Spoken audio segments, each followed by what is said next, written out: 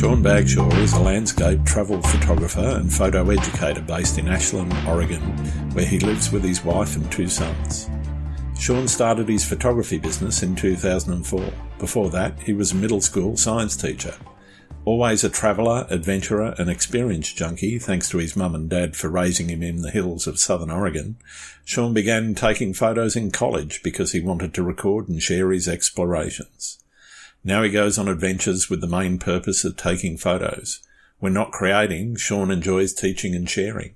His dream has always been to be able to combine photography with teaching. In addition to selling fine art prints and licensing his images, he teaches image developing, leads workshops and gives presentations whenever possible.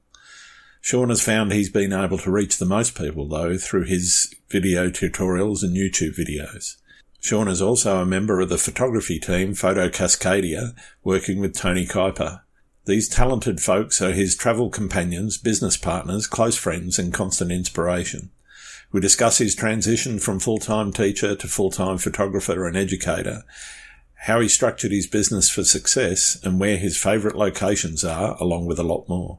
I hope you enjoy the show. G'day Sean, welcome to Landscape Photography World. How are you going? Great, Grant. It's great to be here. Thanks for having me.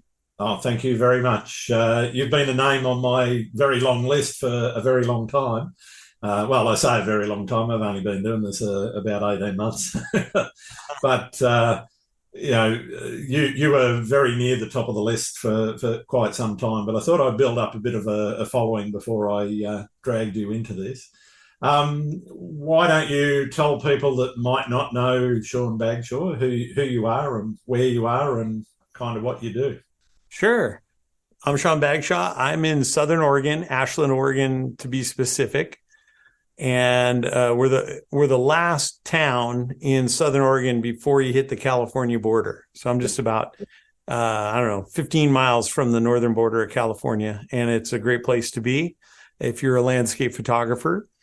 And I'm a landscape and travel photographer and photography educator, and I've been doing this now getting close to 20 years. I think I'm at 19-ish years, maybe, doing it full time, which seems crazy. It doesn't seem like very long, but my previous career was as a middle school science and math teacher.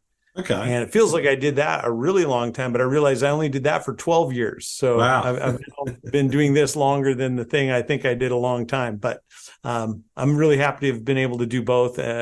It's been a real treat to be a teacher and a photographer, and now to be a photography teacher. Yeah. So you're putting together the photography skills with the education skills that you've gained over the years and come up with a pretty good formula for a business. It did come out that way. I with a teaching training and background, I am a horrible business person, so I never planned any of that.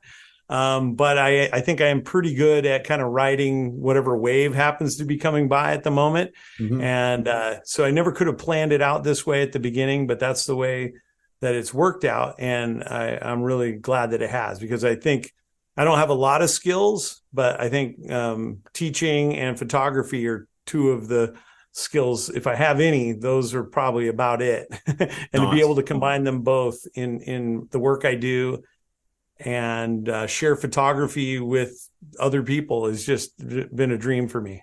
Yeah, I honestly don't think there's anything better than being able to share both the passion, but also the ways of showing people how to open up their creativity. I think it's a marvelous thing to be able to do. I agree. Why don't we go right back to the beginning? So where did Sean pick up his first camera? How did looking down the lens come about? Sure. I think I had, some little Instamatic camera when I was a kid that I got as a gift, and it was fun. You could put a little roll of film in it and it took 6 photos or something. And mm-hmm. I played around with that mostly as a toy at that point. So I can't say that was actually my start in photography. I think my real start in photography was in college. And while I was at university, I also was very interested and got involved in kind of outdoor adventure sports, mostly mountaineering, rock climbing, backpacking, some mountain biking, and kayaking and stuff like that. And I became interested in just documenting it, just trying to get some documentary photos to record the things I was doing, mostly so I could try to, brag to my friends and family or trap people. I did. Yeah. Yeah, basically trap people in a dark room, and show them slides for hours until they beg to leave, that kind of thing. But at the time I did that just with a slightly more advanced, but still one button single, just single lens instant camera that I could just hang from my harness when I was rock climbing and just hold it out and click the button. Shooting slide film, that was probably the early 90s at that time. And I loved it. It was fun to kind of create those documents of adventures and then share them with people. But there were definitely a few photos, very few, I would say, maybe 1 in 100 or 1 in 300, where something came together and that particular image was more enjoyable to look at, more intriguing, more compelling than the other ones. And that got me thinking, okay, well, if it's possible to take those kind of photos 1 in a few hundred, what are the elements and components of that, and how can I do that more frequently? And so that how do you improve the odds? Exactly. How do you improve the odds? How do you up the ROI there? Yeah. So I started, doing some very rudimentary research into how to take photos, how cameras work, what are the elements of photography, and really then became interested in photography more as an art form and a pursuit all its own. And I kind of transitioned over a few years of time from going on trips and expeditions to climb mountains to going on trips and expeditions to take pictures of the mountains. Sure. And that's what really got me into it, and did that for several years. And at some point thought, yeah, I wonder if there's a way to make a living doing this, because I love it so much. Fantastic. So in terms of that motivation, is it all about being in the outdoors, or is it all about capturing the shot? Which came first, I guess, and which is it that really sort of drives you to get out there and do it? I think for me, it's all about being in the outdoors and having the experience. Yeah. And that's a question that comes up a lot. And it's interesting as I talk to different people, folks like yourself that are doing podcasts or whatever, and also just talking with some of my colleagues and friends about, what's their motivation. And certainly some people are motivated by the photography first. And I've met people that hate being out in the dark and the cold, and, and hiking with a lot. They don't want to get up at 4 a.m. in the morning to see a sunrise, but they do it. Yeah, they hate all that, but they really want the photo, and so they put up with it to get the photo. Where I'm the flip of that. I'm out doing that stuff anyway. And a lot of times I'm out doing it without a camera, and that's just fine. The bringing the camera along is a bonus for me. It gives me a different way to kind of experience those times in the outdoors, in the landscape.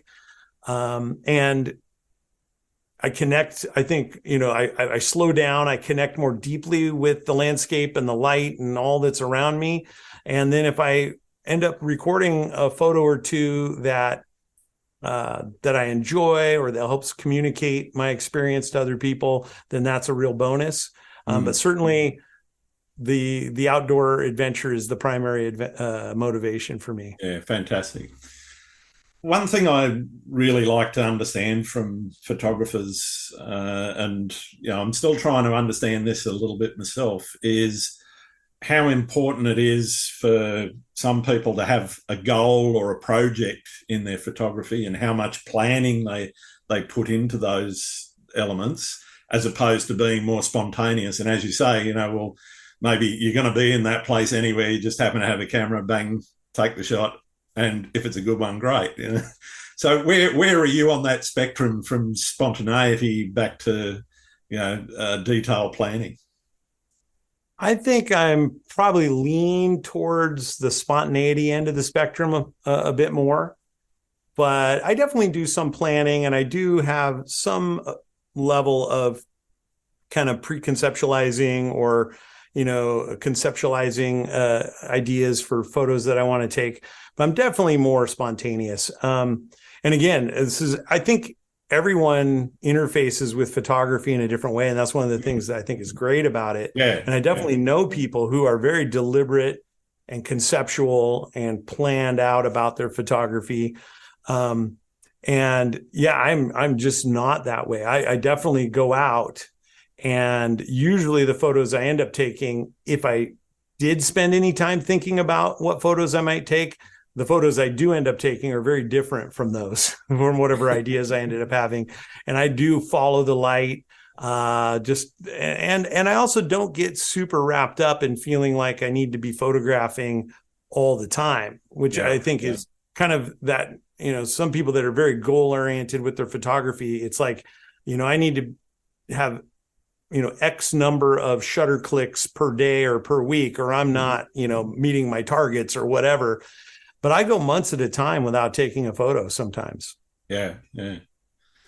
So yeah, I'm spontaneous. If I'm feeling a photo, if I see something, then I get the camera out. And if I'm not, I don't. And like I said before, some of my favorite photos are ones that I never could have predicted or guessed in any way. Totally unplanned. Yeah. Totally unplanned. Had no idea they were going to happen. Yeah. Yeah, they tend to be the ones I like more than the ones where I have actually deliberately gone to a place and said, all right, well, I know this is there. I want to go and take a shot of it, and off I go. But those spontaneous ones that you find, I think, are sometimes way more enjoyable to look at, to play with, and to work with in the post processing suite.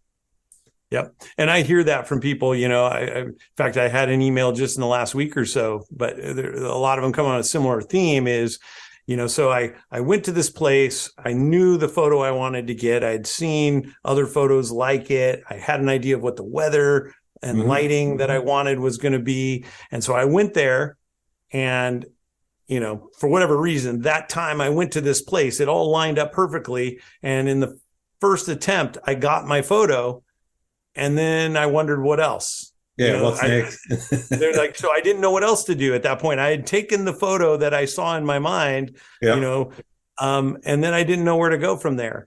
And I think that's something that people struggle with, is that idea of getting themselves into a corner or a box of, I saw this thing, I'm going to create that. But then once I've created that, and that, where do I go? Yeah, what's next? Yeah. So how do you deal with that yourself? How do you deal with that personally?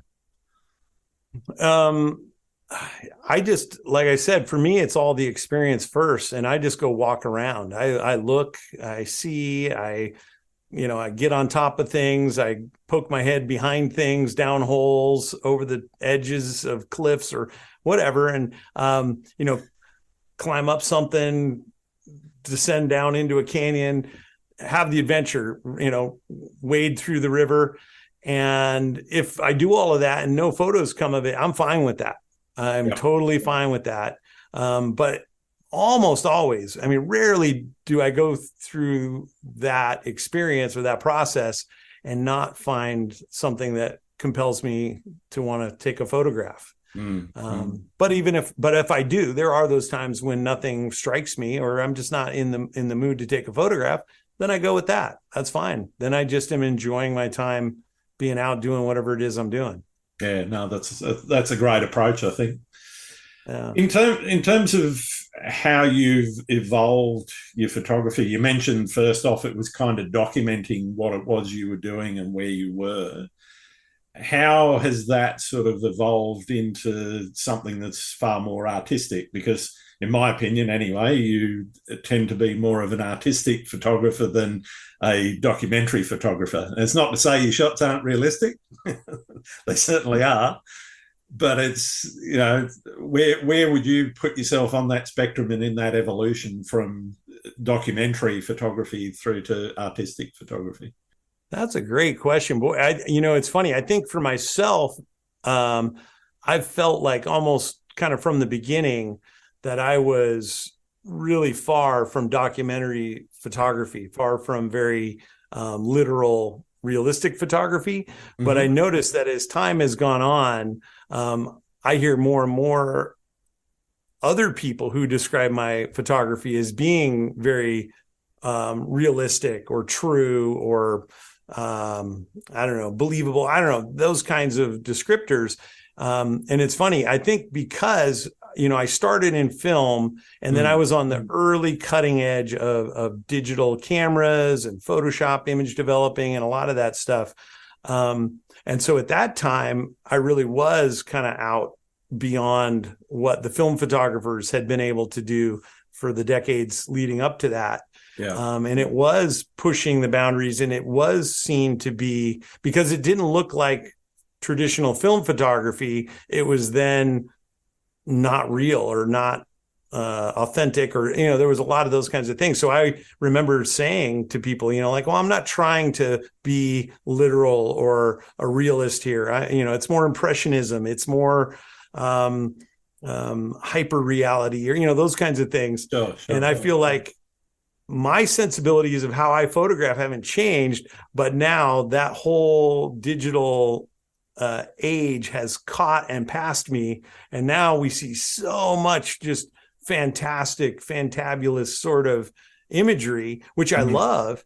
Now my images are often referred to as being kind of traditional or normal. To be honest, though, there's nothing wrong with being traditional or normal. Yeah. No, I don't mind either way. Because in the end, I think we're all just doing what we do. And so I'm not trying to do anything. I just make the images that make sense to me. And it's just interesting to see other people's perceptions went from, whoa, he's really radical and he's breaking rules and he's pushing the boundaries and his photos don't look real, to now, well, yeah, he's pretty conservative with how he develops his photos. And I'm like, I'm still doing it the same. Yeah, you don't feel that anything's changed a great deal. Yeah. I think that artistic choice or that creative choice to, not necessarily add things. I'm not against composites or anything like that, as long as it's kind of clear that that's what you're doing, is creating digital art as opposed to just straight photography. And I'm certainly not opposed to straight photography where, I've tried to capture as many of these elements in one shot I'd personally do a lot of exposure blending in my photography, and largely because it's dealing with high dynamic range. So I'm trying to capture what I can see with my eye, which my camera can't. Of course, yeah. And I think to me, that's again the beauty of this thing, if we're going to call it art, is that we all get to do it how it makes sense to us or how we want to engage with it. And you can do it all different ways. Yeah. And I'm the same. If I see some composite work that is just amazing, it's the skill and the artistry required to create some of the composite imagery that I see is just off the chart. Is it traditional photography? No, but are we measuring everything on whether it meets some traditional photography, playbook?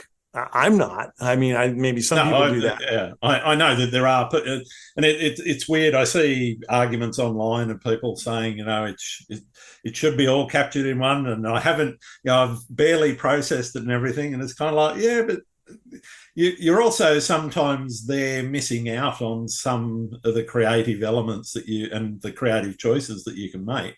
I'm not saying you shouldn't restrict yourself sometimes, because that restriction itself can bring about other creative choices. But I think a lot of people, they kind of sit on either side of the spectrum, rather than kind of going, yeah, well, it's all part of the same coin, and we really shouldn't be having arguments about whether that's good, bad, or indifferent. You can like something or you can not like something, and that's fine. But in terms of whether or not somebody should be doing something some way, I just don't understand why these arguments brew up. Yeah, I mean, and I've had conversations with lots of friends who have a whole range of different ideas and attitudes or opinions about that. And I definitely can see, if you're someone who has invested, a lot of time and energy and skill and years of practice, and maybe, dedicated yourself to going certain places at certain times to create certain images. And there's a whole work flow and body of work there that requires. I mean, that's a huge amount of commitment and skill. And for someone else to come along and sit at their computer and type away and create something that matches or surpasses this thing that you worked years to be able to do, I can see how that ruffles some feathers, on some people. Sure. But then again, I'm still in this place of, but we don't all work the same. And so, I mean, it's unfortunate that we have to feel like one person doing what they do takes away from me doing what I do. I really feel like it should all be able to exist, of its own. And it's just a little bit about maybe knowing something behind the story behind, like this person's photos are created this way, and this is their process. And this person's photos are created some other way, and this is their process. And if you care about those sorts of things, then that may play into, how you relate with those different pieces. Yeah. Unfortunately, in this day and age, we don't always get to know that information. We just see. That's it. It's really hard in a place like Twitter, for example. You've got 144 characters, and you can't explain the whole process. Right, exactly. Yeah, or most people just scroll their Instagram feed at 100 miles an hour, and images just go winging by, and you don't. Even if somebody did explain what they went through, they're not reading the captions. Yeah. So that's the challenges of the age we live in, I guess. Definitely. I'm really interested in what you see makes a unique image. Is it the place, the composition? Is it the environment or the overall experience around how the image was made? Yeah, boy. It's changed. It's evolved over time, for sure. I mean, there was a time when just being able to create a decent image at all somewhere made it a good image. Just if you had the equipment and the skills, I'm thinking of kind of Ansel Adams era type photography. I mean, if you could lug a 40-pound camera into the High Sierra, and all the glass plates and all the glass plates, all the rest of that. And you had 10 glass plates, and you spent a week and you took 10 photos. Yep. And if you could get one good photo out of those 10, then that made it a good photo. Yeah. And if you then also had some artistic sensibilities that you could also bring to the game with that too.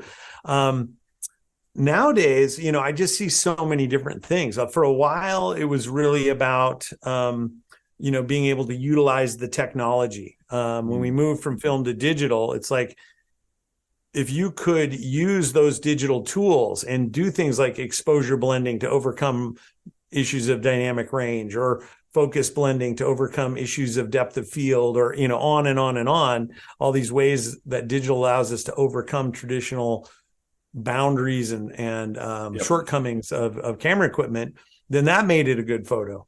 And now I'm seeing that, we're even going beyond that to where some of it's going back to very more simple basics of photography, but vision and, what is your creative eye? What is it that you see out there in the world, and how do you frame it, and how do you choose to record it and present it to other people in a way, that comes from inside you, inside your mind, that doesn't matter what camera or what image editing software or what computer anyone else had. You're the only one who saw it and captured it and presented it that way.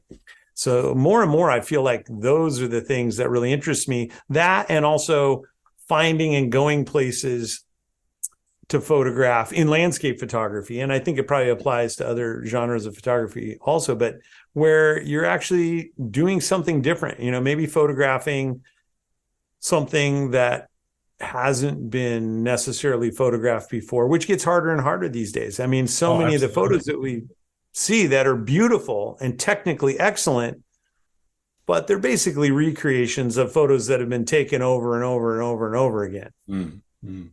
Yeah, it's really hard to take a different photo. I live in Sydney, the Sydney Harbour Bridge or the Opera House. I keep using those as examples.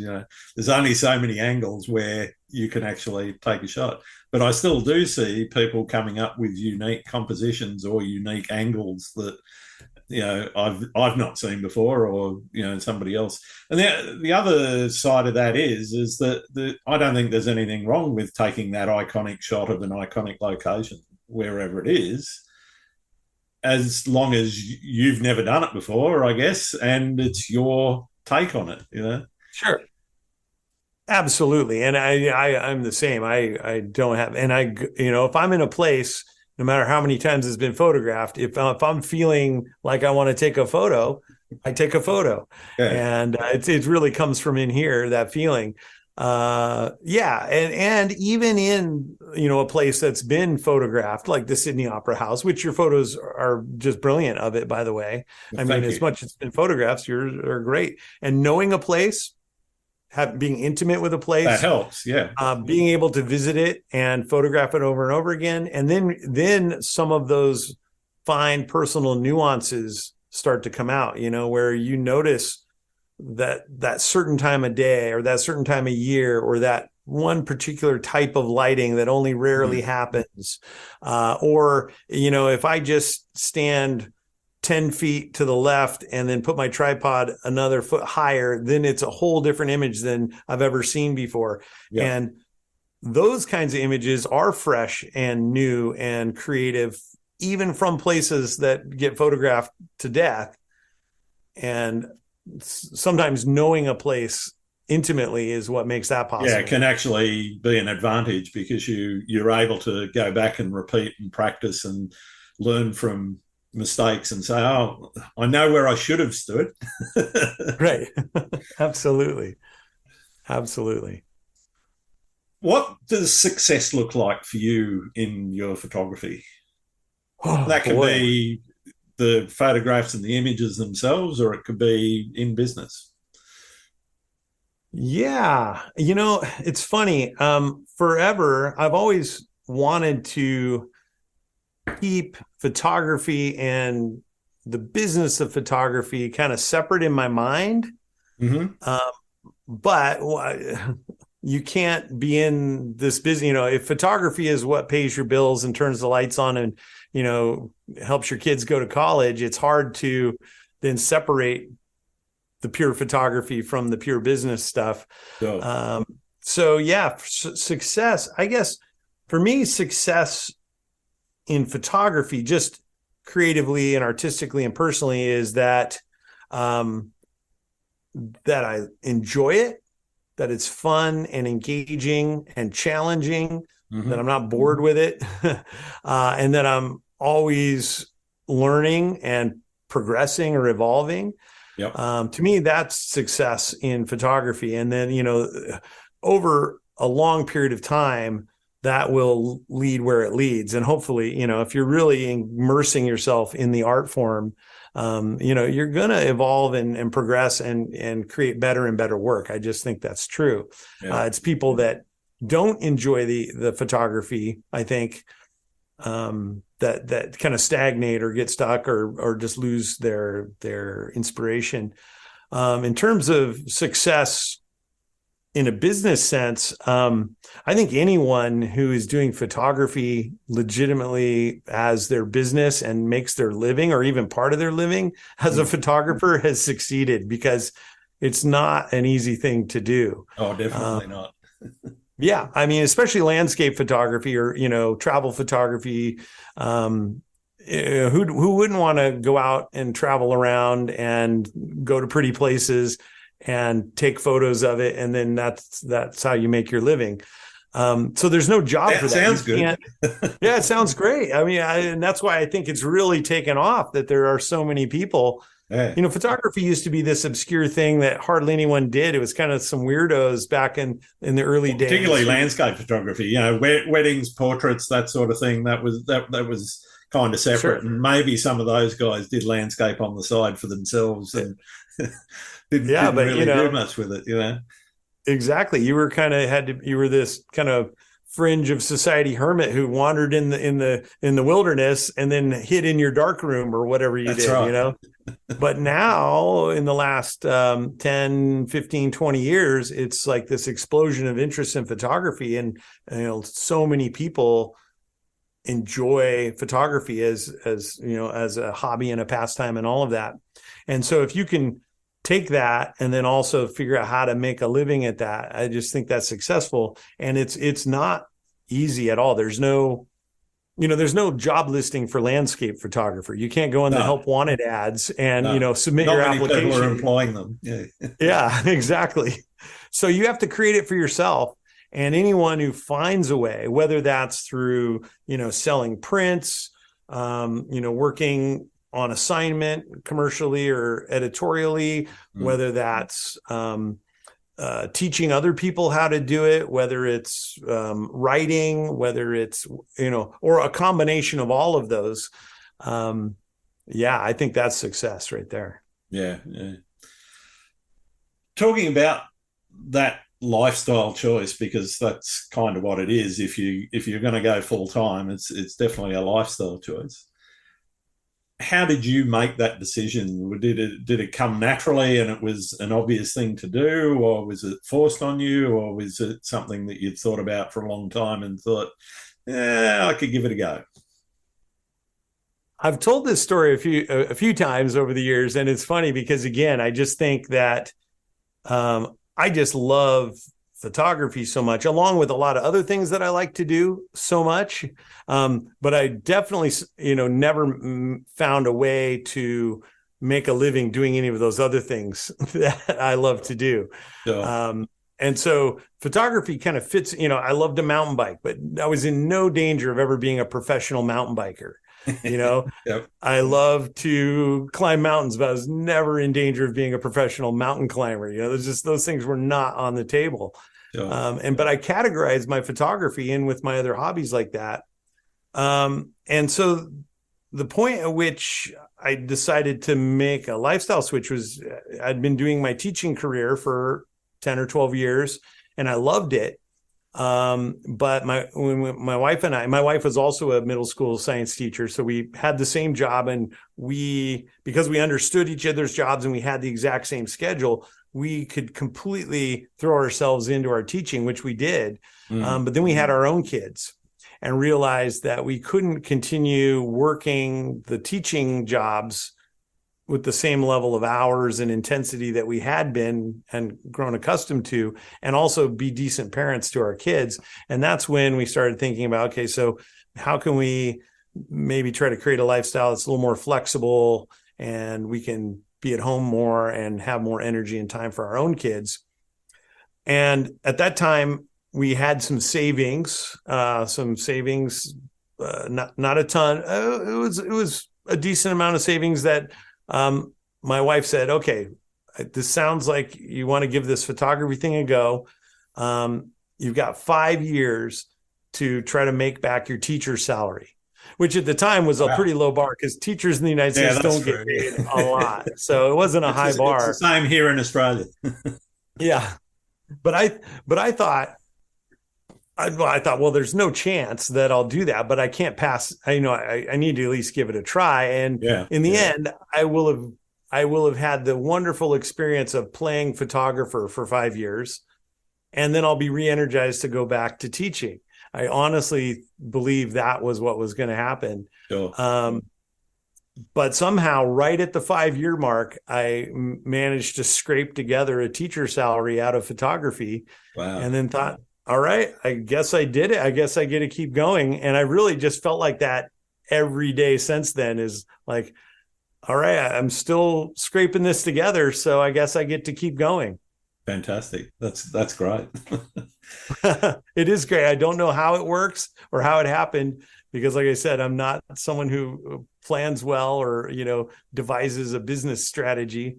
But I'm also not going to, I'm not going to argue with it. Yeah, no, fair enough. One of the things people starting their photography business journey, or and even if they're still doing it part time and they just wanting to make a bit of money on the side, is trying to formulate a way for pricing your work. And here I'm not talking about setting the actual price yourself, but working out, okay, this is what I need to price it at to get myself into a state where I'm actually earning money out of it. Did you think about it in that way, or was it more, okay, well, I'll just sort of start pricing it based on what I see around the market? Or did you do something more formulaic to come up with a formula for deciding how to set a price? Yeah, I feel like, at least in the United States, I don't know how it is in Australia, but in the United States, for sure, that's been a real moving target in the entire time that I've been in the business, and maybe it's always been that way. And also it varies depending on what your products are, and also what your kind of your geographic reach is. Because I know here in Southern Oregon, when I first started, I was taking any job that involved a camera that paid a few bucks, So I was photographing, high school senior portraits and weddings, and I photographed people's pets. I photographed, custom furniture. I photographed real estate and architecture. You name it. I did magazine assignments, all of it. If somebody said, "Can you take a picture of this and we'll pay you some money?" I said yes. Yeah, I'll be yeah, and all of those, the pricing would vary, I found. But also from where I am in Southern Oregon, I would go online and read like, well, if you're doing a commercial photo shoot of, product photography, this is what you need to charge. And in my little small community here, I'm like, I can't charge the guy who's making homemade furniture in his, you can't charge him $350 an hour or whatever. Yeah, it's just not in his budget. So a lot of it was knowing, what my own market was, and then also figuring out, okay, so how much can I actually, in terms of, back to your question of what do I need to charge, how much money do I need to bring in? What are my expenses? And then, how much do I need to charge to cover the expenses and have an income? Then I, began looking at like, all right, so maybe my local community here is good for getting the wheels turning and getting experience and getting going. But then I need to start branching out and going beyond that. And that eventually did come. Back then it was, stock photography and print sales. And so I could sell those further abroad and, target advertising agencies in New York City that did pay a lot of money to license an image, where, I could maybe charge $50 here in Ashland, Oregon. I could charge $5,000 in New York City. Yeah, so tapping into some of that was helpful, but even that market then kind of disappeared, that moving target. And then right about somewhere in there is when the teaching piece kind of hit me in the head by accident. And that to now has been, for me, the most reliable way to make an income, is that there are enough people in the world who want to learn photography that there's a market, and I can pay, or I can charge I think a reasonable price and also still make a reasonable income. Yeah, no, that's fair enough. That's really great advice, I think. In terms of where you like to shoot, I mean, you've obviously shot all over the world. You've been to Iceland, et cetera. What's your favorite place to have shot? Well, I'm pretty sure my favorite place when I finally get there will be Australia. So you've not been? I've not been to Australia. It's high on my bucket list. I know quite a few photographers from Australia. I have some good mates actually from Australia who come over here to photograph in Oregon, and I meet them when they come here. But no, I think for Australia, it's a far enough trip and it's a big place with so much that I know I want to a lot of do different landscapes. I mean, even just along the coastline of the state I'm in, you go from, down the south coast where there's lots of sea stacks, etc., through to golden beaches, to white sand beaches, to red sand beaches, to it's varied, and that's just the coastline of one of the states. And then you get up into Queensland, you've got the Barrier Reef and all that. Absolutely. Yeah. And I know, that, how big it is and how diverse it is. And so it's been I've been putting it on the back burner until I have a chance to come and spend some time and do it right. I don't want to just show up for a week's not gonna cut it. Yeah, just coming for a week and hitting a couple of highlights is not gonna. I mean, that would still be great. I would love that too. But photographically, yeah, I want to come and be able to spend some time.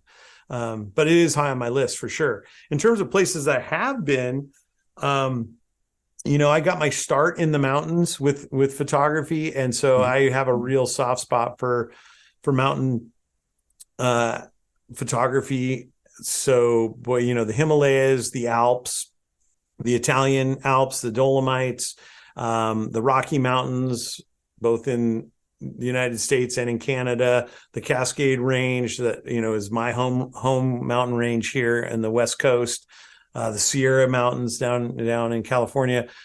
I just can't get enough mountains and traveling in the mountains and photographing in mountains. And the other place that really has captured me in more recent years is the coastal redwood forest. The Northern California coastal redwood forest is only about 2 hours from where I live, so I can get there fairly quickly. And I find myself just going back there all the time, and there's just something about being in those forests that is I can't compare to anything else. Yeah, it's definitely a place on my bucket list. Same with the Oregon coast, and actually all the way up Washington, up into Vancouver. It's a very beautiful part of the world out here for sure. Well, if you get in this area, definitely give me a ring and let me know. Certainly will. Certainly will. One of the things, talking about where you live and where you shoot, how I'm really interested in how that influences maybe how you shoot and what you shoot. Or do you go into the field thinking, okay, well, I'm going to shoot this way because, let's say it's the coast that you're on and you want to catch some, water flow or whatever, and so therefore that's going to dictate a quarter second or a half second shutter speed or whatever. How does where you are dictate what you want to shoot, or do you look at it in a different way? Yeah, I think I really just kind of respond in the moment to, whatever's going on. I mean, there's definitely some landscape photographers that, use a lot of different techniques, but I find that a lot of landscape photographers, you kind of have your tripod, your camera body, kind of your three key lenses, the wide angle out to your telephoto, couple filters, and you're good for pretty much whatever you run across. And then with that kit, then you're kind of just responding to, what you're seeing and what the conditions are. Certainly, working with different shutter speeds and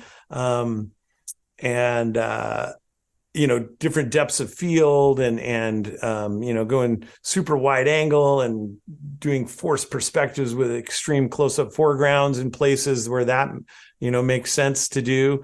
And then going the other way, going telephoto and picking out small scenes and finding small details and isolating areas. That's a lot of fun to do too. So I don't know that I'm that different from a lot of landscape photographers in those respects. The one thing I have noticed that has really changed for me in the last few years, and part of this is the advance in camera technology and the ability to photograph at higher ISOs So you can, and with image stabilization in camera and in the lens and all of that stuff, being able to get off the tripod. Yeah. And so nowadays, if I've got any amount of light and I can shoot handheld, I'm going for that. And nowadays, even into very low light, and being able to photograph handheld really changes the game in a lot of ways. Being able to put that camera anywhere you want in a moment's notice. Yeah. Being able to really react to the light and to the environment. Absolutely. And, and now you can even, like my camera does in camera focus bracketing.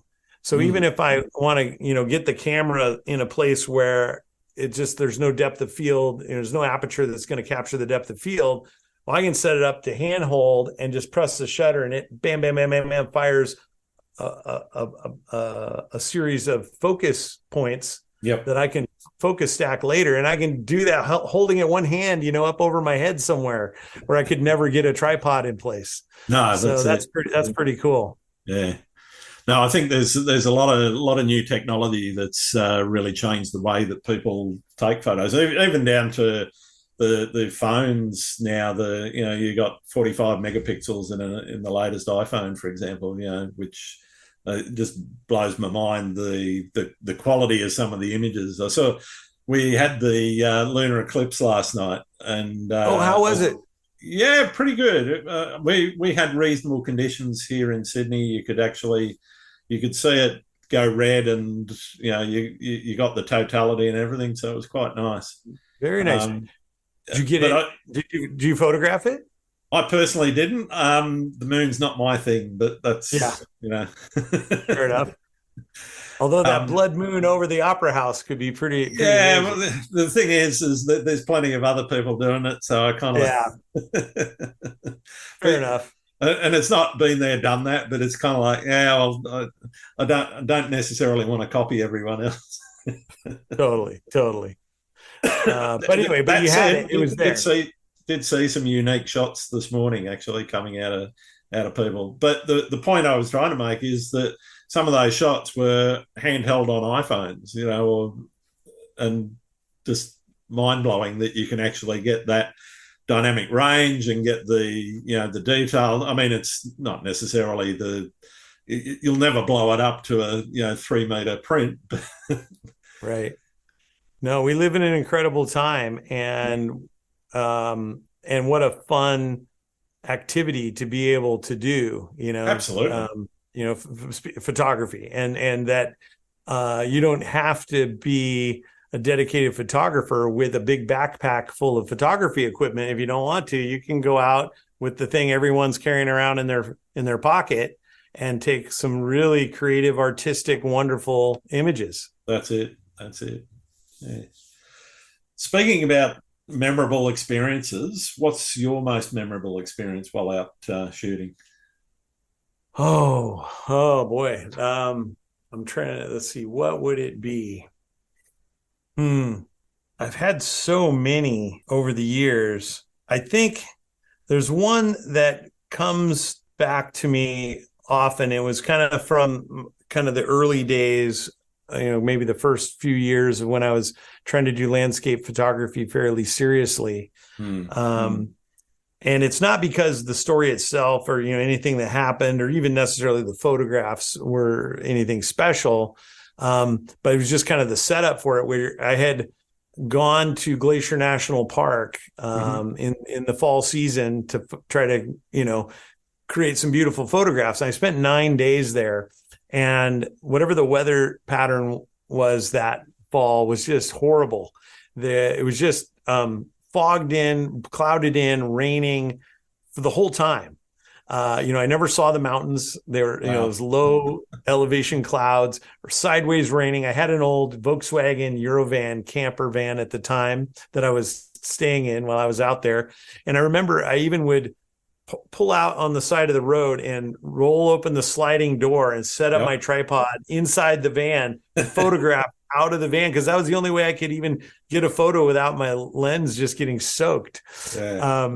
And I basically spent 9 days and didn't get any images to speak of, and it's too bad nowadays. I would, even in those conditions, find some great photographic opportunities. But back then I was just so focused on that I was going to be photographing these peaks of Glacier National Park and waterfalls and fall color and all that stuff. And so I just, when that stuff wasn't there, I didn't know what to do with myself. So I came home, and it's about 800 or 900 mile drive from Montana back to Oregon, and 9 days and nothing to show for it. And I was kind of depressed and got home. And then the next morning, for some reason, I thought, you know what? You just need to get back on the horse and get back out there. So I drove about an hour in the dark before sunrise from my house up the Rogue River, the upper Rogue River. Yep. And as I was driving, I kind of saw this gap on the horizon and some amazing clouds. And I thought, you know what? I think the sun is going to rise through that gap on the horizon. And I made it to a place called the Rogue River Gorge, which is this nice rock gorge with the kind of a cascade of water coming through it.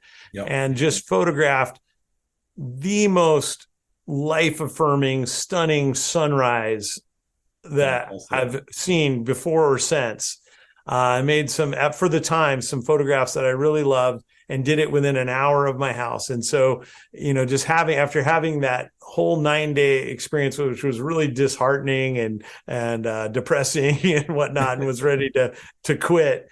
Then 1 day later to go out near my own home, not hundreds of miles away, and have this just incredible photographic experience, taught me a great lesson about, what is it we're really doing out here, and, just how things in the world and in life go. I mean, that's just how life is, and so, and all of that sticks with me.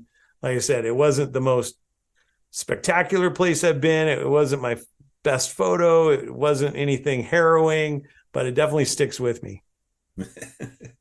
So, talking about harrowing experiences, was the 9 days your horror story, or have you got other horror stories? No, I wouldn't say that was a horror story. Because I was pretty comfortable. I had a nice VW camper van to sleep in, and I had food, and so it wasn't fun, and I wasn't making photographs that I enjoyed, but I wasn't suffering at all. Let's see, harrowing.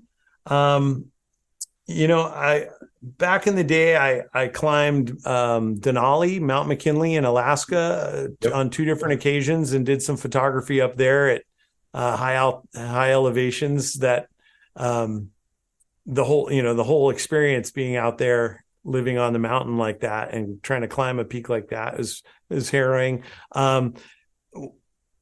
I trekked through the Himalayas around Mount Everest by myself, solo. Had some definitely interesting experiences out there that were somewhat harrowing in different ways.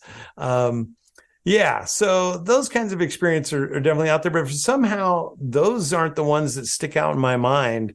Those are just part of I guess I feel like, being cold or being tired or being sore or those kinds of things kind of go with the territory. I love that stuff. Yeah. Well, if you're not, you're probably not going far enough to get the shot. Correct. Yeah.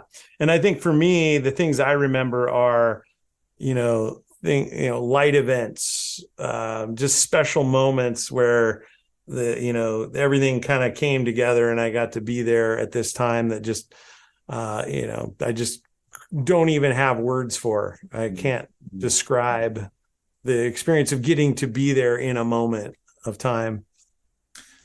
As a teacher, you'd probably understand this question. What have you learned about the world through the practice of photography? Well, I've definitely learned to, kind of as I alluded to earlier, to slow down and pay attention, and really focus on the moment that you're living at that moment. I think as people, we spend a lot of time very wrapped up in our minds in the past and in the future, or even on things, imaginary things that never happened and probably never will happen. Um, and even, like I said, being out in the landscape without a camera, I'm still in that place in my mind where I'm thinking about the next election cycle, or, you know, how am I going to pay some bills, or that thing I said 2 years ago that now I feel stupid. I wish I'd never said it. And I replay it in my mind over and over again. Yeah, all of those things that our little inner voices do to us. Yeah, exactly. But with photography, when the camera comes out and I'm out in the landscape, I truly am paying attention to what's actually happening and what I'm actually seeing, hearing, smelling, feeling at that moment. And that's been really valuable. And it's helped me be able to also translate that to when I don't have a camera. Which I don't know that I ever would have. Yeah, interesting. I want to talk a little bit about, I guess, the post-processing side of things. We've talked a fair bit about how, getting out into the world and taking the shot and lining up the comp is, that's all about it, But you do a fantastic line in YouTube videos, and I've learnt quite a bit from sitting watching you doing things. Where did you learn your post-processing? Was it trial and error, other people's YouTube, or did you go through some formal training somewhere? I did not go through formal training, and when I was learning, there was no YouTube. There wasn't even social media. It was pre anything. The one thing so a lot of it was trial and error. A lot of it was just fiddling around and doing it the slowest, wrongest possible way. Yep. But in the early days, when I was getting into when I got my first digital camera, which I think was about 2001. Yep. And that was also when I first, Photoshop had been around before that, but unless you were scanning your film, you weren't using Photoshop. So once I got a digital camera, then Photoshop, and that just opened up this whole world of possibilities that I never had before, because, until then I would take photos on slide film and send off the roll of film and cross my fingers and then be disappointed with what came back. So being able to develop my own images was just groundbreaking. And at that time, there was a website here. It still exists. It's called naturephotographers.net, NPN. This was early 2000s. I don't know when the site itself actually started, but it was an old forum bulletin board sort of website. But you could actually post images and other photographers could critique, and you would share ideas and give suggestions. And that's where a lot of my learning took place, was in that community on that website, meeting other photographers who I didn't know any others in my area, but was able to meet people online and share ideas. And we were all kind of figuring it out together because it was brand new. Yeah. And so it was really fun. And a lot of those people that I knew from those days are still my friends and colleagues to this day. In fact, everyone who's in Photo Cascadia, which is a photo group that I'm a member of, that we've been going for about 13 years now, we all know each other from that website. And I was really excited because that website kind of fell into disrepair, and it's been in the last few years, it was purchased by David Kingham and Jennifer Renwick. Okay. And they completely revamped and upgraded it. And I would say anyone who wants a really solid photographic community where you can learn and share ideas, and it's not social media at all, check out naturephotographers.net. It's a really great photographic community. Fantastic. Thanks for that. I know that because I've watched a little bit about Photo Cascadia before. Why don't you talk a little bit about that for people that may be unfamiliar with the group and why it exists and what it does? Sure. So I think 14 years ago, somewhere in there, Adrian Klein, who was someone that I met through NPN, had this idea. And at the time there had been other kind of photography collectives throughout time. There's the famous F64 group of, Ansel Adams and the other folks that were part of that group. And there had been other groups kind of even in that period of time that we knew about. But Adrian thought, you know what, it'd be cool to have a group of like-minded, similar kind of disposition Northwest photographers, just to kind of be able to work together with, support each other, run ideas by, all of that. So he reached out to 5 other photographers that he knew through NPN, and we all kind of knew each other tangentially, and said, hey, I'm thinking of kind of forming this group. Anybody interested? And all 5 of us said yes. So that formed the original 6 members of Photo Cascadia. So it's Adrian Klein, Chip Phillips, Zach Schnepp, Kevin McNeil, David Cobb, and myself. And then a couple years after that, after we had been going together with that group, we became aware of Erin Bobnick and her photography. And kind of in the same time period, she reached, was aware of Photo Cascadia and connected with us. And so, we just really impressed with her work and her writing and her artistry and all of that. And so eventually we invited her to be part of the group. And so the 7 of us now have been that group for quite a while. And in terms of what the group is, it's just really a photography collective. I guess that's the best way to put it. It's not a business on its own. We all have our own individual businesses. Yeah. It's a place where we're now just really good friends and colleagues that have stood the test of time.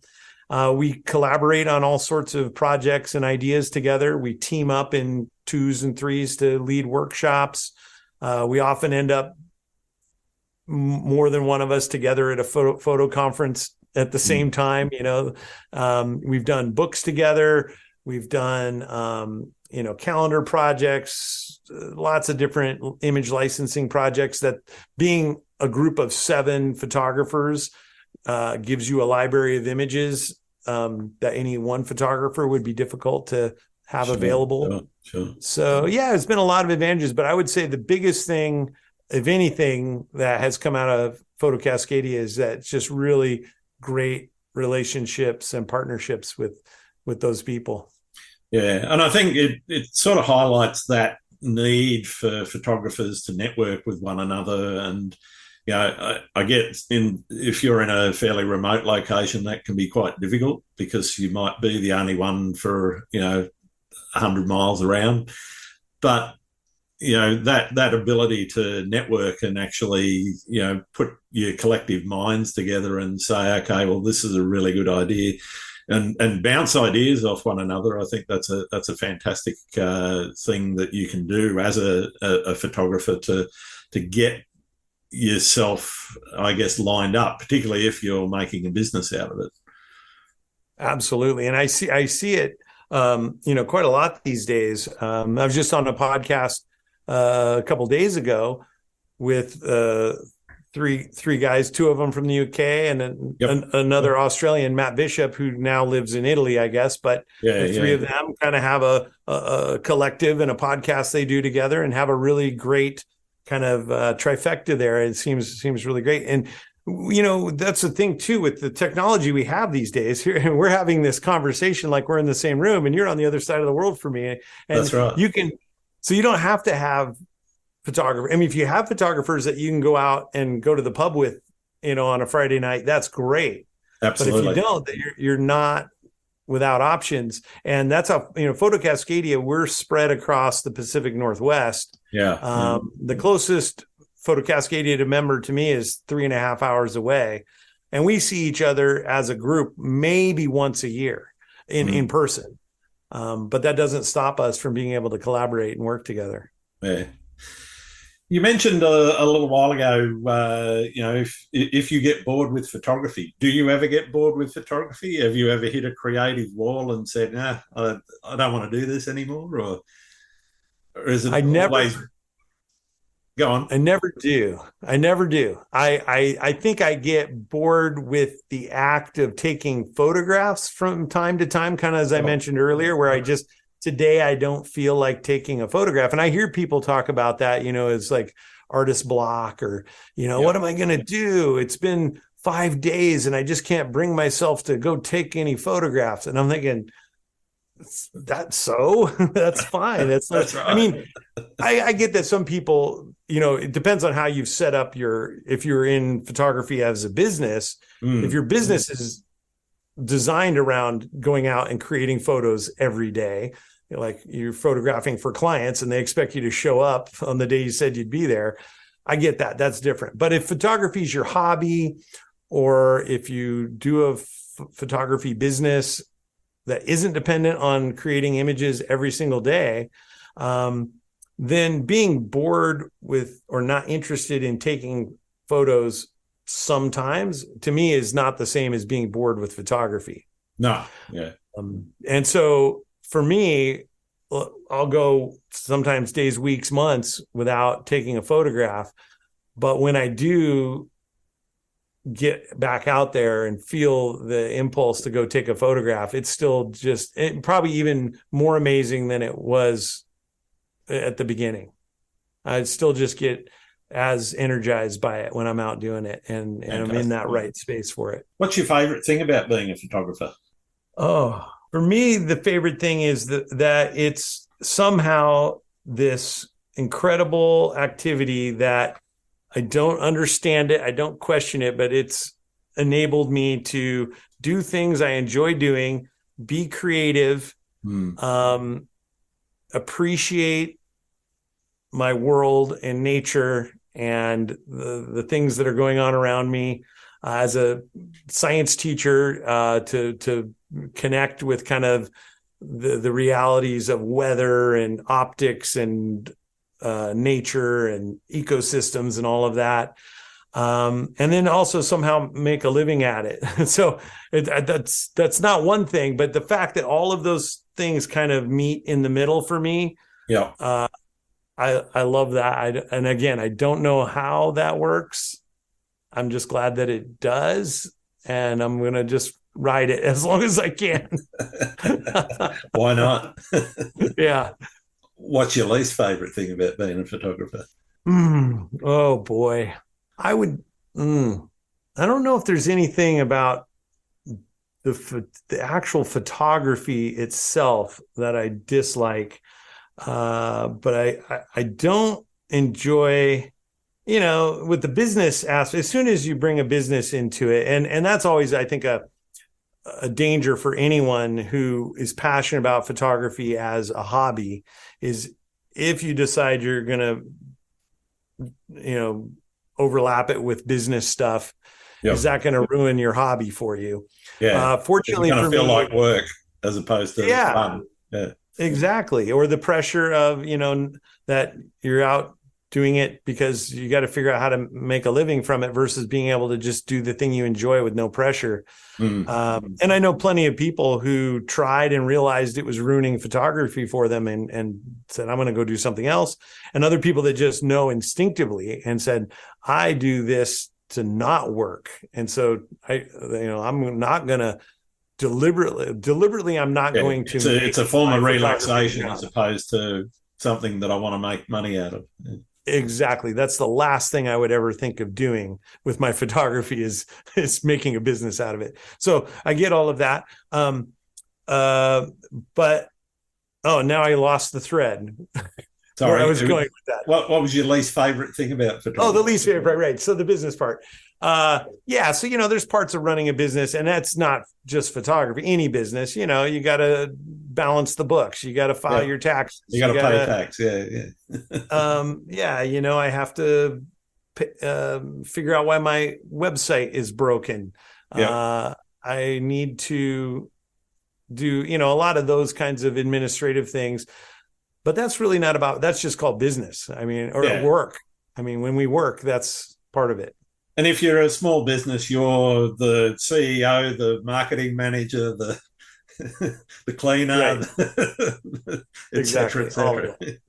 Yeah. And so that does, if I get bored with anything or bored, it just becomes tedious. Or if I think in the morning when I get up and think about my day, every once in a while, some of those things are like, oh, I wish I didn't have to go do that right now.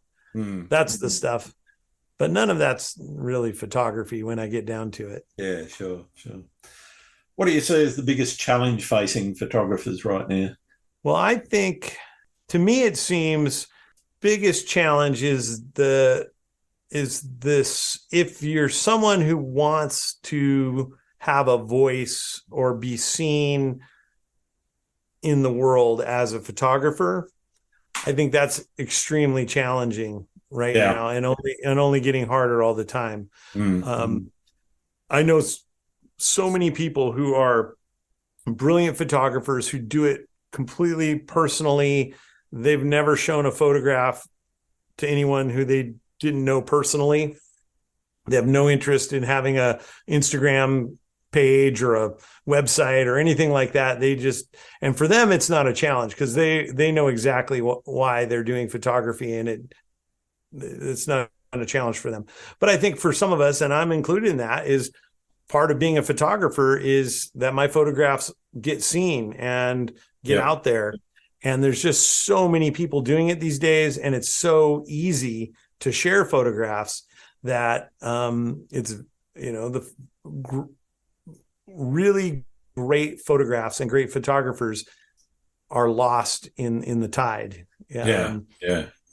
And so to feel like you're able to, I think for some people, that's a real challenge. They feel like if I'm not being seen, if my images aren't being seen, if I'm not getting the thumbs up on Facebook, or I'm not getting a huge following on Instagram, or whatever their measure is of success as a photographer, they feel like they're not succeeding. And that could be the complete opposite of the truth.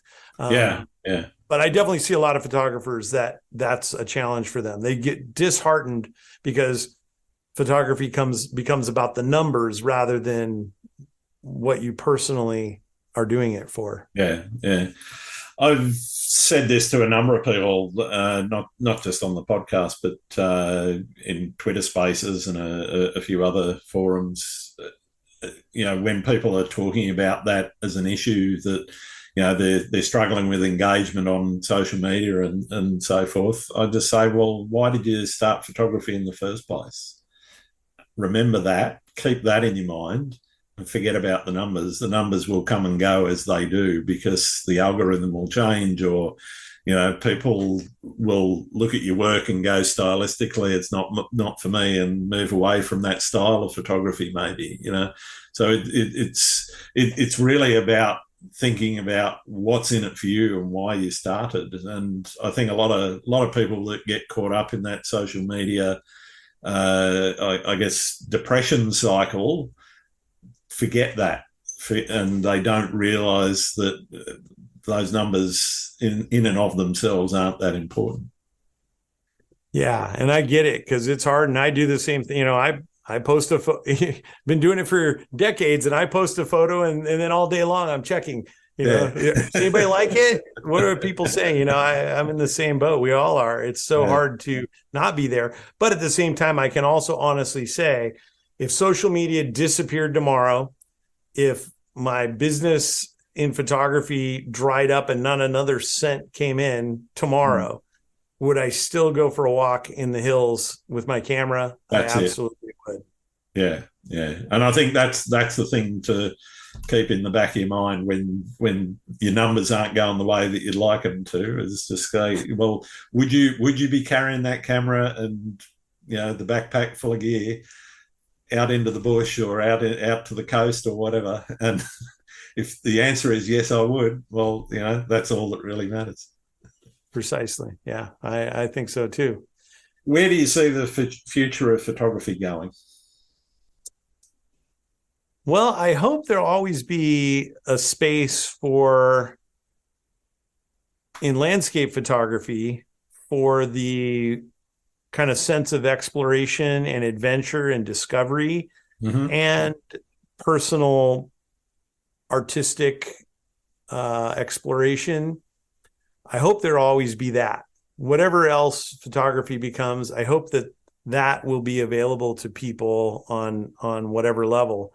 Yeah. But it definitely, I mean, obviously, as more people do it, as there's more ways to share it and have it out there, and so there's a bigger and bigger supply and a lower and lower demand. And also now, as we see, I've fiddled around with, I don't know if you're aware of some of the AI software. Midjourney is one of them that I messed around with the other day just because I was curious. But the fact now that anyone can type in a few words and it spits out images for you. I mean, at this point, they're still not photographs, but we're not far away, and it will be. They will be indistinguishable. They're getting close to being photorealistic, and it won't be long before they are. And I can see a time where in your phone camera there'll be an AI component which will allow you to enhance the image. You don't like the sky, change it. If you and all you have to do is say change the sky to a nice red sunset or whatever. You say that into your phone, your camera changes it. There's your picture, post it on Instagram. Happy days. Right, and that's where I always come back to. And I don't know if this will be true or not. I mean, because that may, win any image possible, and even images that aren't possible because there are places that don't even really exist, but they look like they do. When those are available, like air, does that completely take all the value away from photography? And that's where I come back to.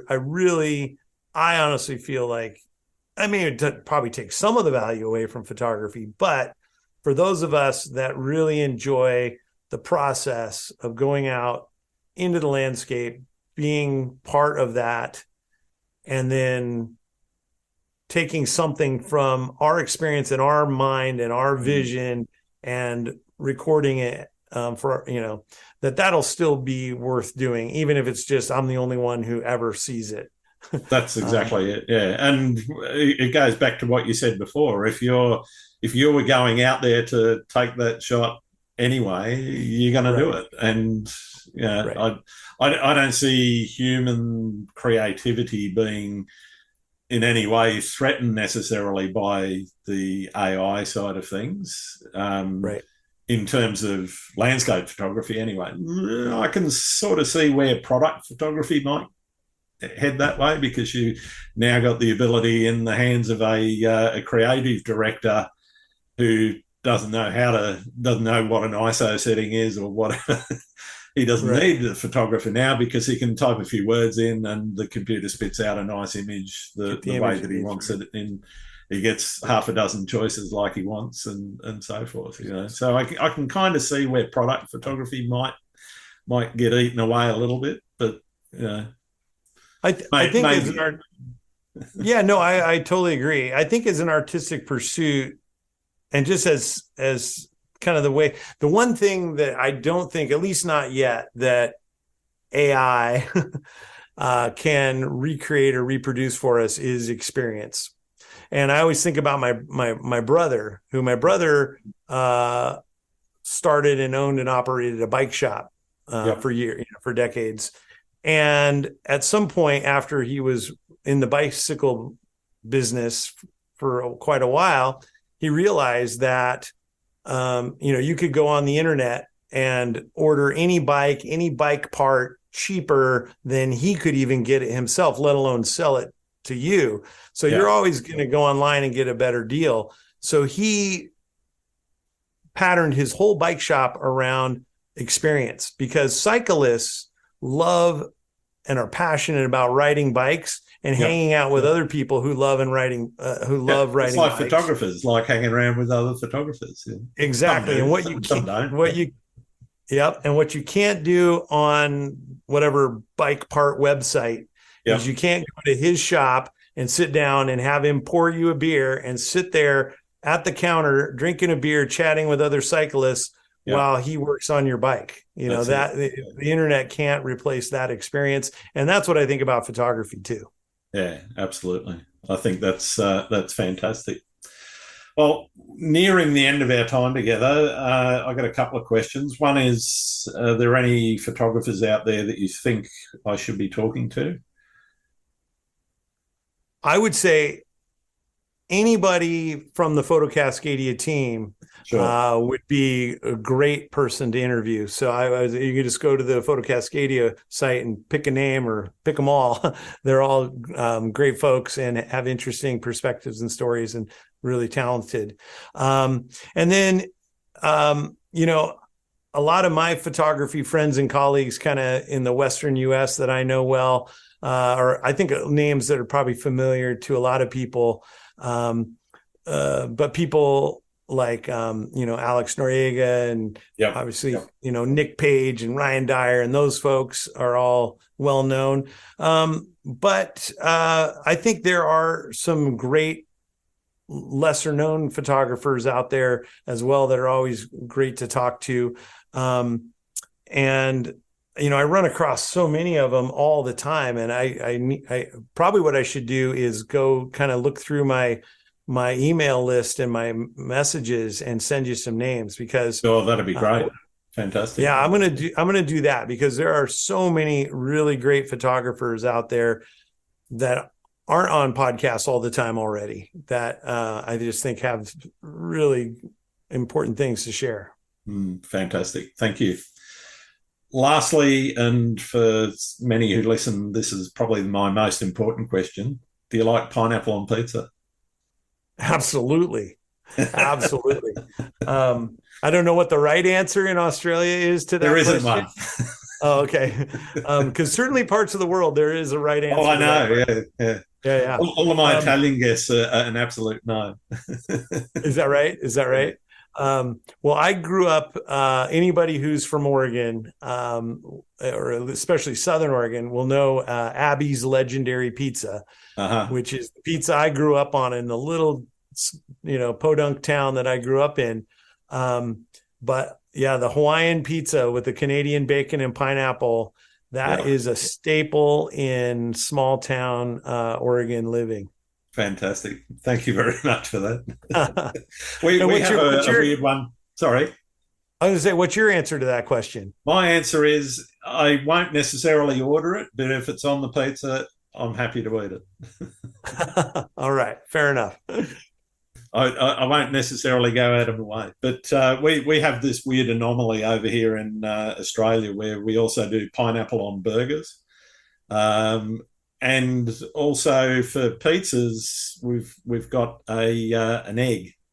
So you basically crack a raw egg on the pizza before it goes in the oven, and you can pretty much have I think the typical is it has bacon, maybe pepperoni, but bacon, cheese, tomato base, and the egg cracked on top of it. That's an Aussie pizza.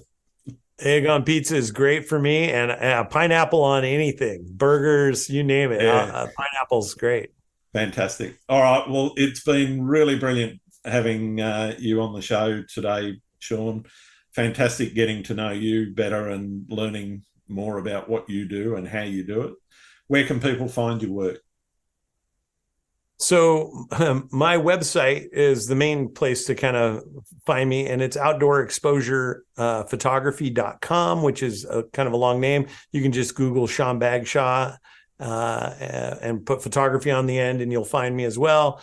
And of course, all the usual social media places out there, and YouTube and all of that. And the Photo Cascadia website as well. Definitely check out Photo Cascadia. And yeah, those are the main places. Fantastic. Thanks very much. Thank you, Grant. This has been great. You're a really good podcaster and interviewer. I had a great time. Thank you. Thank you. And a good photographer, I'll say as well. I'll take that. Thank you. Thanks again for listening to Landscape Photography World. I hope you enjoyed the show, and keep listening because I'll be joined by some great guests in upcoming episodes. You can find my work in this podcast at grantswinburnephotography.com. I'm also on Vero, Twitter, YouTube, Instagram, and Facebook. I'm Grant Swinburne. Hope to see you out shooting soon.